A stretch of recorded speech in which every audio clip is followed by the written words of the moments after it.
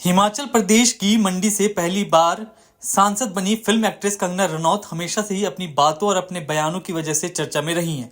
लेकिन इस बार वो फिल्म जगत से जुड़ी बातों को लेकर सुर्खियों में नहीं बल्कि लोकसभा में नेता विपक्ष और रायबरेली से सांसद राहुल गांधी पर दिए गए उनके अटपटे बयानों ने उन्हें सुर्खियों में ला दिया है। पिछले दिनों लोकसभा में मानसून सत्र के दौरान राहुल गांधी ने जब अपना भाषण दिया था तो हर तरफ से राहुल की तारीफ हो रही थी और राहुल के सवालों का भाजपा के पास कोई जवाब नहीं था, जिस वजह से भाजपा काफी ज्यादा बैकफुट पर दिख रही थी। राहुल के भाषण के बाद भाजपा की तरफ से कई नेताओं ने कांग्रेस को और राहुल को घेरने की कोशिश की, लेकिन ज्यादा कामयाबी नहीं मिली। इसके बाद भाजपा नेत्री कंगना रनौत ने राहुल गांधी के भाषण पर प्रतिक्रिया देते हुए कहा था कि राहुल अपने भाषण में क्या बोलते हैं ये समझ से परे है। इतना ही नहीं, कंगना ने राहुल गांधी के ड्रग्स टेस्ट कराने तक की बात बोल दी थी, जिसके बाद लोगों ने कंगना को जमकर ट्रोल करना शुरू कर दिया था।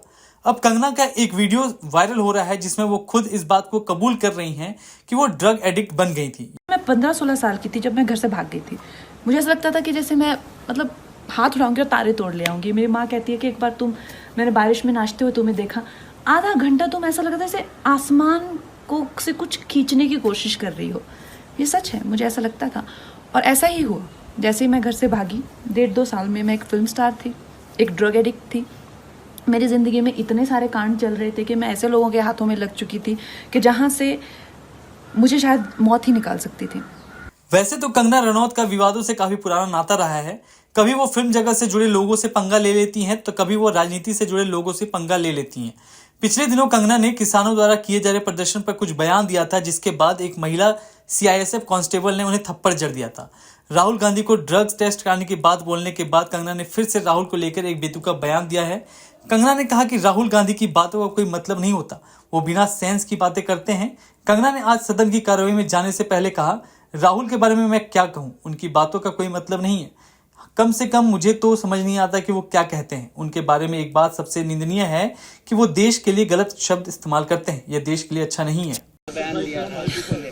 देखिए, राहुल जी के बारे में हम क्या कहें, उनकी किसी बात का ना कोई तुक है, ना कोई ढंग है और ना ही कोई हमें समझ ही आती है उनकी बातें। और आपने भी देखा है ये जो चक्रव्यूह कहना, और सबसे जो निंदाजनक उनकी जो बात है वो हमेशा जो देश के प्रति जिस तरह से शब्द का उपयोग करते हैं, देश का हलवा बट रहा है और सब खा रहे हैं।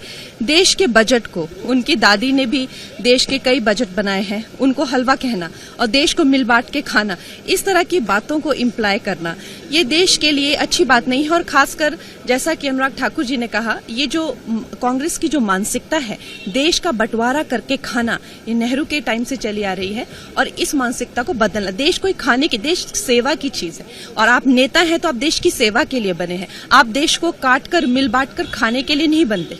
और देश का जो बजट है वो देश के बजट को भी एक संवैधानिक तरीके से बनता है, उसको भी मान मिलना चाहिए।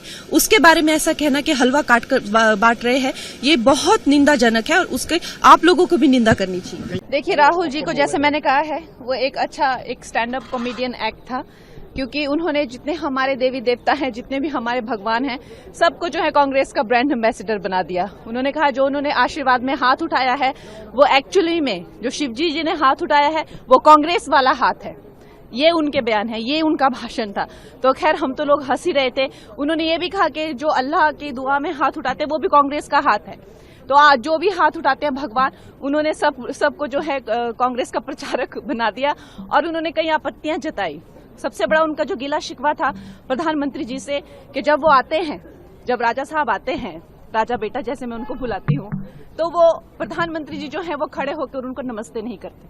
तो ये उनका गिला शिकवा था। तो आप समझ सकते हैं किस तरह का वो स्टैंड अप कॉमेडी एक्ट था। और फिर उन्होंने ये भी गिला शिकवा दिखाया कि अध्यक्ष जी पे उन्होंने जो है ये किया कि जब वो हेलो करते हैं तो हमारे प्राइम मिनिस्टर जी को वो जिस उससे करते हैं, इन राजा बेटा को वो सम्मान नहीं मिलता है। तो खैर मुझे तो लगता है कि और उनसे क्या उम्मीद की जा सकती है। कंगना जी, हिंदू धर्म को हिंसक कहा राहुल गांधी ने। आपको लगता है कि पूरे हिंदू धर्म के लोगों को ठेस पहुंचाने के लिए इस तरीके की बातें सदन में की गई? देखिए, जो उनका सारा ही भाषण बहुत आपत्तिजनक था। एक तो वो सारे प्रिंट आउट्स लेके आए थे, हमारे भगवान जो हैं शिव जी, उनको डेस्क पे रखा हुआ था। हम सब जानते हैं कि भगवान की जो मूर्तियां होती हैं और जो उनके चित्र होते हैं, उनके सामने पूजा एक मंदिर या किसी तरह के ऐसे पवित्र स्थान पर उनको प्रतिष्ठित किया जाता है और बेंच पे रख के और उनको उछाल कर जो वो है भगवान, हमारे भगवानों का अपमान कर रहे थे। लेकिन सबसे ज्यादा तो उन्होंने जब हर हदें पार कर दी, जब उन्होंने कहा कि जो हिंदू धर्म है और हिंदू धर्म के जो सारे लोग हैं जो ये आस्था रखते हैं वो एक हिंसक प्रवृत्ति के होते हैं। ये आई थिंक उनको माफी मांगनी चाहिए इस बयान को लेकर। நிதி உதவி செய்ய வேண்டும் என்று கேட்டு விடைபெறுகின்றேன். நன்றி madam. Thank you. Kumari Kangana Raut.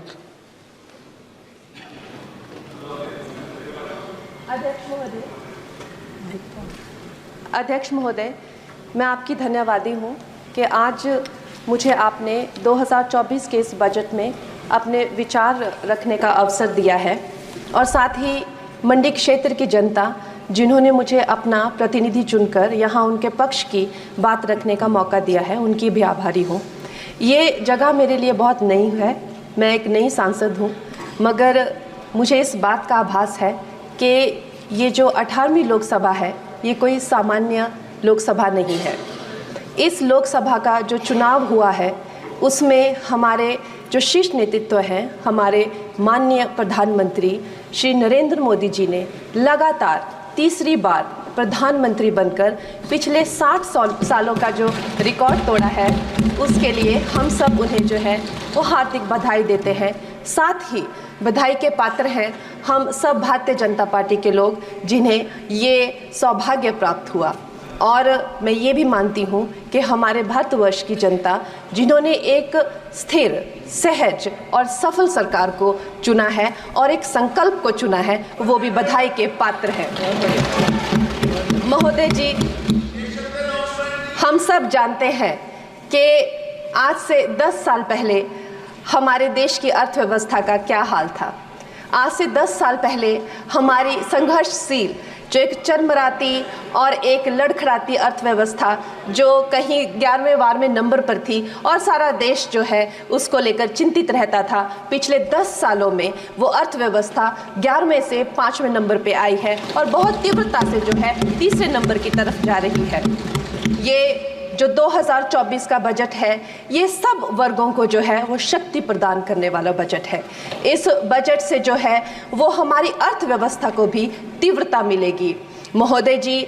और जो हमारा 2047 का जो संकल्प है कि विकसित भारत का जो संकल्प है, हम प्रथम इकोनॉमी बनेंगे, वो भी इस बजट से हम पूरी उम्मीद है एक कदम हम उस संकल्प के जो है वो करीब जाएंगे। महोदय जी, पिछले साल हमारे हिमाचल प्रदेश में एक बहुत बड़ा प्राकृतिक संकट आया, एक बहुत बड़ी बाढ़ आई जिससे न जाने कितने जन, धन, पशु, ज़मीन की हमारे लोगों को जो है वो हानि हो गई।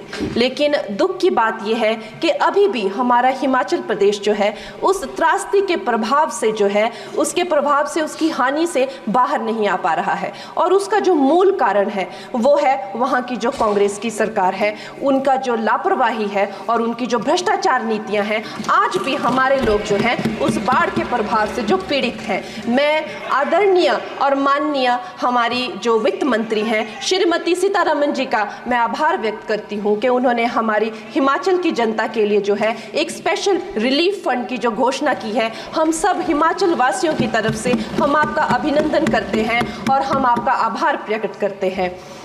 महोदय जी, मुझे ये जान के और आपको बताकर इस बात की खुशी भी होती है और खेद भी होता है कि जितना काम पिछले 10 वर्षों में हमारी भारतीय जनता पार्टी ने हिमाचल प्रदेश में किया है वो उतना काम हमारे आज़ादी के बाद 60 सालों में भी हिमाचल प्रदेश में नहीं हुआ था। आप सब हिमाचल जाते रहे होंगे। Varsha, it is her maiden speech. आप सब Honorable Himachal Barsa, it is her maiden speech. Kindly.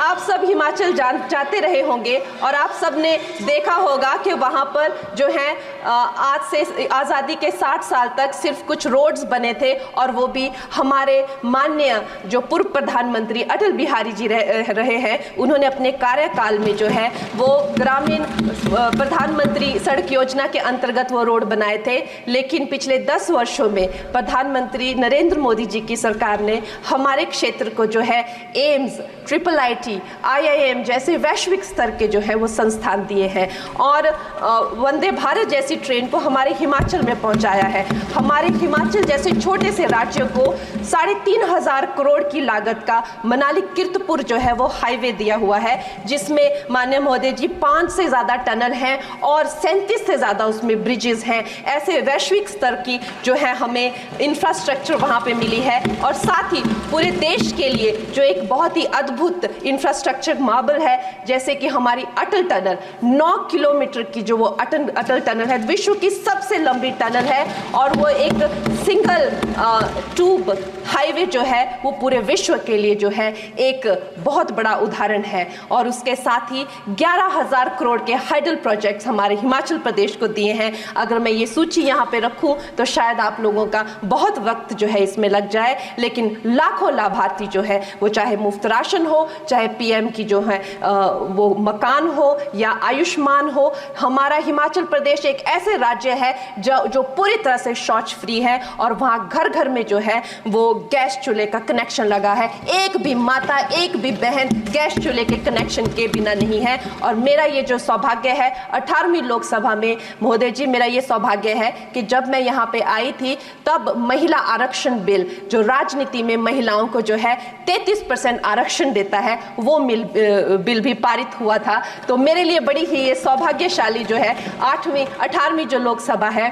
और मैं ये कहना चाहूँगी कि ये जो बिल है ये अवश्य ही एम्प्लॉयमेंट हो या चाहे स्टार्टअप इनोवेशंस हो, चाहे हमारे गरीब और मिडिल क्लास को टैक्स रिलैक्सेशन हो या हमारे जो अन्नदाता किसान हो उन पे फोकस हो। ये मैं इसे होलसम बजट कहती हूँ, और मेरी एक प्रार्थना रहेगी हमारे सरकार से कि हमारे मंडी क्षेत्र में अगर एक इंटरनेशनल एयरपोर्ट हो तो अवश्य ही हमारी जनता का टूरिज्म की दृष्टि से बहुत कल्याण होगा। वो हमें ज़रूर इस विषय में सोचें, और मुझे लगता है ये जो बजट है हम हिमाचल के वासी जो हैं इसका पूरी तरीके से जो है वो वेलकम करते हैं। और धन्यवाद।